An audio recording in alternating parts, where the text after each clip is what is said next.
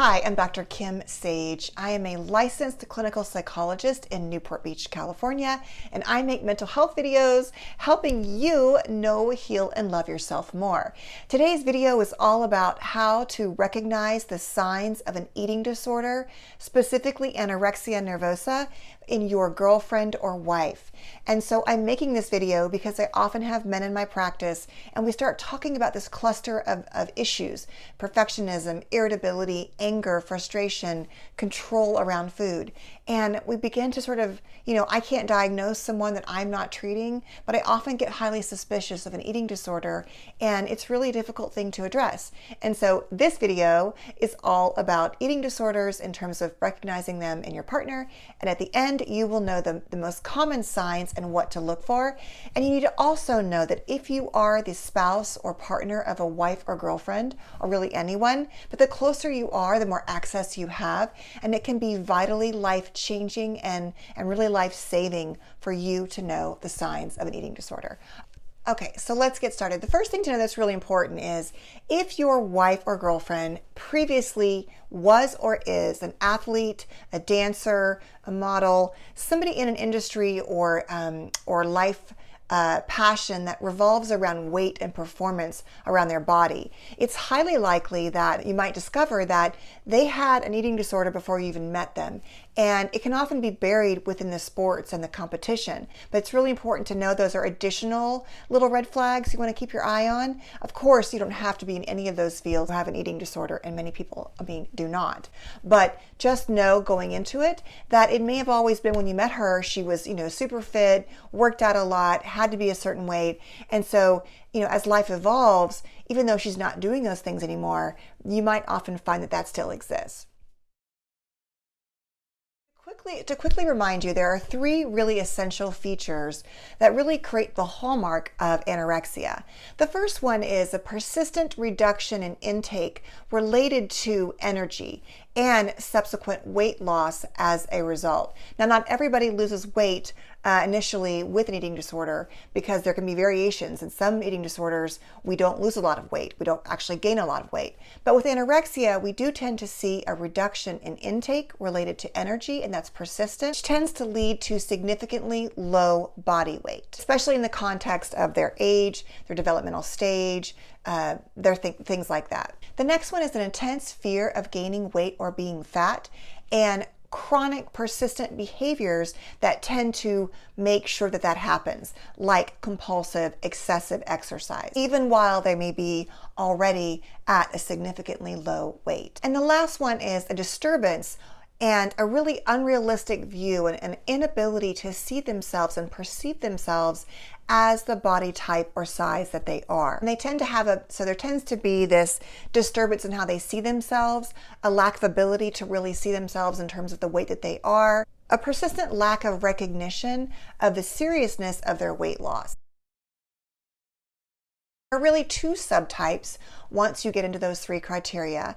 And the first one is the restricting type. The second one is the binging and purging type. Now, these still go under the category of anorexia nervosa. So restricting is basically weight loss through fasting, dieting, and things like that without binging or purging. The second type is binging and purging, and that is really doing things like self-induced vomiting, using laxatives, diuretics, suppositories, things like that in order to lose weight. So these are these compensatory strategies that people might use to make sure they're losing weight. So those are all the main criteria of what anorexia really is. Now let's get into some of the hidden symptoms and signs, especially if you are not familiar with eating disorders. Now, this video is targeted towards men, although it can be towards anyone.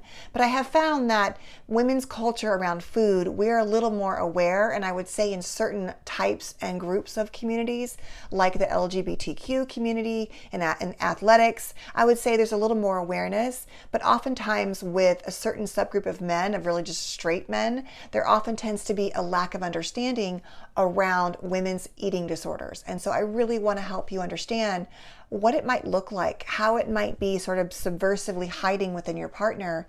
And it's not that you don't see some of the signs, but you don't necessarily know how to put all of these symptoms and signs together to begin to be more clear about whether or not your partner and the girlfriend or wife you have is suffering from an eating disorder. Okay, so I'm going to go through 11 signs that you might find. There are more than these. There are many more than these, but these are the main ones that I tend to see with women who struggle with an eating disorder. Really an obsession around weight and weight gain and managing the actual physical frame and size of her body. The first one is an obsession around clean or healthy eating, controlling certain foods or food groups that they'll eat, and really a focus on the actual food itself in terms of the caloric intake, the value, what group it falls into, and that can often affect the social situations people will go into. So if I know that your mama's a good Italian cook, I don't want to go to her house and eat a big Italian meal.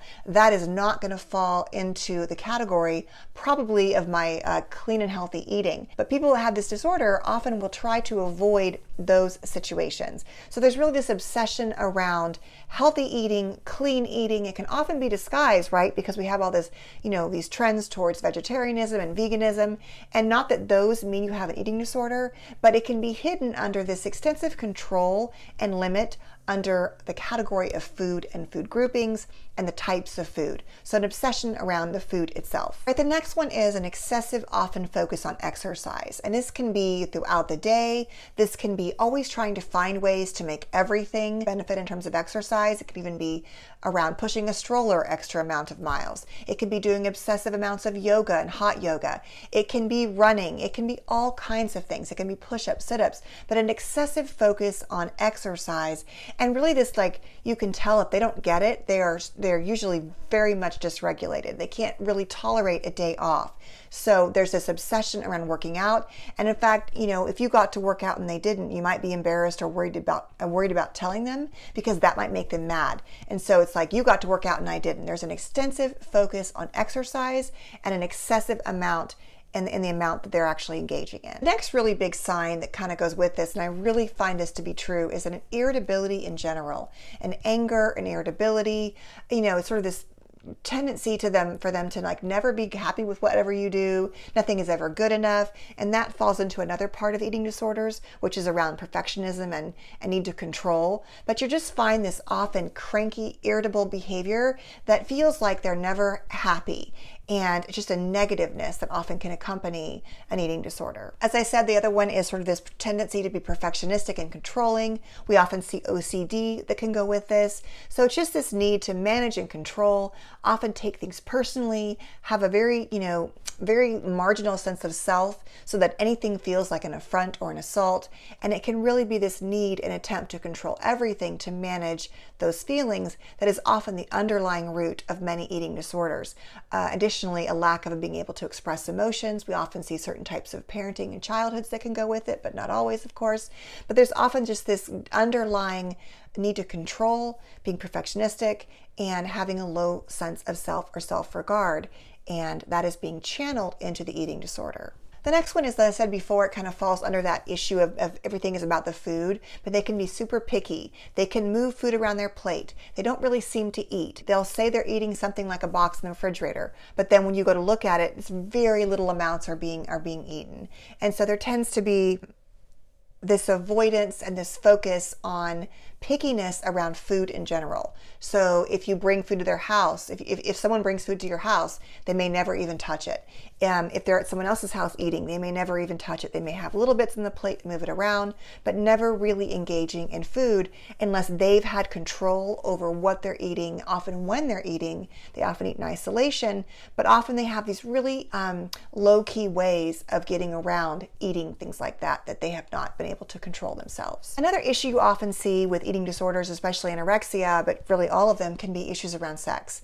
And so you may have some women, and I'm just saying women, but it can be men too, of course, they might actually use sex as an athletic activity. So anything to burn calories. Now, as time goes on, often with eating disorders, they become so fatigued and lack the energy, we often see a lack of a sex drive or no interest in sex. So that can be one of the signs. The next one is, this kind of falls under the binging side, but you might find wrappers, hidden boxes of food. You might find an entire bag of cookies you just bought. Now the package is thrown away somewhere weird. They might go to a trash can outside in the driveway or somewhere else, the big trash can. You might just begin to find wrappers of even granola bars or anything like that. It can be hard to detect at first, like what's this?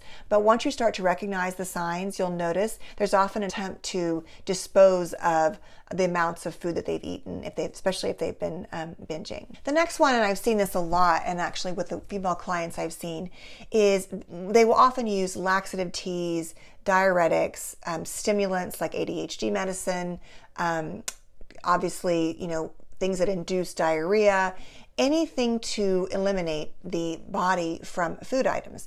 And they'll often hide these things from their partners.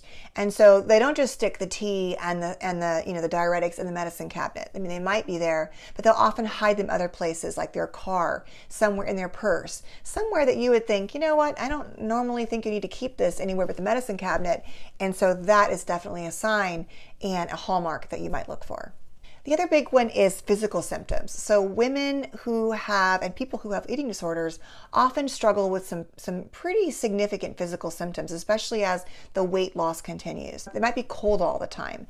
They might start to develop this sort of fine hair on their bodies. Their skin might be really dry. They might lose their hair. They might have little places on their hand where they've kind of got these indentations around using that to vomit on their fingers, where they're gagging themselves. So you might begin to see a collection of symptoms. I'm going to link all this down below the video, so there are more resources for you. But there can be this cluster of physical symptoms that if you step back and look at, you might begin to notice losing hair. Why is your hair falling out? Things like that. Obviously, physically, many of the men I've seen, they describe their wives, as I said before, often as athletes, often as, women who work out a lot. And so they've always been muscular, they've always been thin, but there continues to be this lack of weight gain. And so even if a doctor tells them, even if they're pregnant, you need to gain weight, they often don't do it, or it's very, very small. It's just enough to get by. In terms of physical symptoms as well, obviously losing their period can be a major one. That's a major sign, amenorrhea. So there's a cluster of physical symptoms, and as a result, there's a very high mortality rate with eating disorders. So this is why it's so important for you not to ignore the signs and symptoms, because every aspect of their body needs the food and fuel to survive. The body begins to turn on itself, on the muscle, which is actually on the muscles and tissue and organs, and the heart is a muscle. And so that is why we often see heart attacks in eating disorders with anorexia. It's extremely important that you know that there are many, many physical signs and that you keep your eye out for them. The last one is bad breath. People who have eating disorders often have bad breath. They often have, like you'll notice places where they vomited, there's like leftover remnants of vomit. They just have that sort of smell oftentimes because they're making themselves sick so often, and or because their body is so deprived of nutrients that it begins to have an impact on their breath. All right, so today's video is all about how to recognize the 11 signs and symptoms that are most common in women and girlfriends who may have an eating disorder, specifically anorexia. It is really important to know that you cannot come at them hard and fast. They need gentle love and support. They need access to resources. As a partner, you have the most intimate access at times to what's going on, and sometimes it's just getting them into couples therapy is how you can get around that. They can be highly resistant to treatment. It can be a really difficult disease to treat. And I will say, as I said before, the mortality rate can be extremely high with eating disorders, especially anorexia. So it is really important you don't overlook the signs and symptoms. As I said, I'll link those down below. Please know that this is something that can take time to work on. It often, as I said before, predated you even knowing them. Many women and men struggle with eating disorders, and we want to try to be as loving and supportive as we can. So thank you for your time today. I hope you will subscribe and hit the bell for more content. And look forward to seeing you again. Thanks so much. Have a good rest of the day. Take good care.